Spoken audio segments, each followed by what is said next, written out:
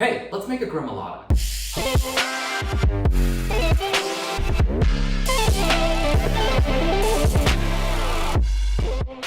Hey there, my fit friends and food lovers. It is the coach that cooks coming to you again to solve fat loss problems through food. A couple of different categories of fat loss foods in my book. Foods that are flexible, it goes with all sorts of different things, and help you reach your goals by giving you something that works in a lot of different avenues, and foods that are fun. And gremolata, not only is it fun to say, it's fun to eat. It's delicious, it's simple to make, and fun. You can do lots of mincing, lots of chopping. It can help you reach your goals by being something fun and tasty to eat. A gremolata, it's essentially a condiment, but it's a fresh tasting condiment, and I'm about to show you how to make fresh parsley, lemon, garlic, crushed red pepper, some olive oil, some salt, pepper. Real simple, bright, acidic, fresh, a nice, healthy portion of the fresh parsley. Mince like you mean it.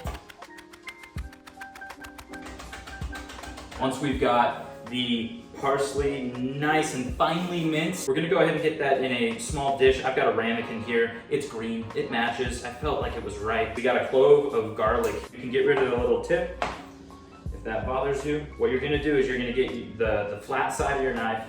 You're gonna press down on it. Show off the triceps a little bit, right? Just like with the parsley, get a nice fine mince. I don't even use this whole thing. It's a bit, I don't know. I got a decent bit of parsley there. I like garlic. I'm not kissing anybody today. And something I like doing, it actually pulls some of the liquid out, is giving it a little bit of salt on the cutting board. So what that's gonna do is pull some of the liquid out, almost help you turn it into a garlic paste. And I think honestly the granules of the salt as you're mincing helps break it down. I have no science to back me up on that.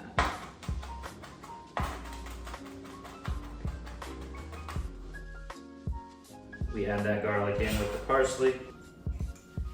I mean, it smells super fresh and understandably herbaceous. We're just gonna do a pinch of crushed red pepper. Honestly, this is optional. You certainly do not need to add crushed red pepper. I just like adding it. I'm gonna do a little bit more. I like when this has a little bit of bite of spice to it. Not required, but I think it's a nice touch. And then juice and some zest from a lemon. Microplane, one of my favorite things that most people never have. That's for zesting. So we're gonna take some fresh lemon zest and get that in the mix. Something worth mentioning when it comes to microplaning, zest is great. The white stuff past the zest, not so great. So anytime you're zesting, keep that in mind. Zest, spin, zest, spin, zest, spin. The goal is not to get too far into the white. You just want, if it's a lemon, the yellow. If it's an orange, that orange bit on the outside. All right, so now that we've zested our lemon, we've got that mixed in. Get a good bit of lemon juice in the mix, seasoned to taste, right? But when you're seasoning to taste, use more senses than just taste. So I'm actually gonna smell this right now.